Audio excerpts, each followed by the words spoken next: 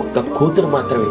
ఈరోజు అబ్బాయిలు ఏదున్నా కూడా పెద్దగా వాళ్ళు ఎమోషనల్ గా స్ట్రాంగ్ ఉండి అవతల అమ్మ బాధపడతారు, నాన్న బాధపడతారు, పెద్ద పట్టించుకోరు. కానీ ఒక్క కూతురు మాత్రమే అటు భర్తతో ప్రేమని, భర్తతో బాధ్యతని అన్ని చూసుకుంటూ, ఇటు పుట్టింటి వాళ్ళ అన్ని విషయాల్ని తను బ్యాలెన్స్ చేస్తూ ఎంత లోపల మదన పడుతుందో.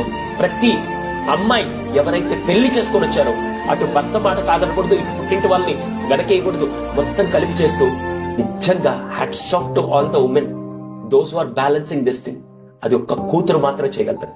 అందుకే ఆడపిల్ల పుడితే లక్ష్మీదేవని అందరూ అంటారు. కానీ అదృష్ట దేవతనో లేకుంటే ఇలా మహాలక్ష్మి పుట్టిందంటే, మహాలక్ష్మి అంటే కేవలం డబ్బుతో మాత్రమే కాదు, ఆ తండ్రికి కుటుంబానికి జీవితాంతం ఆనందాన్ని పంచే ఒక అమ్మాయి అని చెప్పంటారు.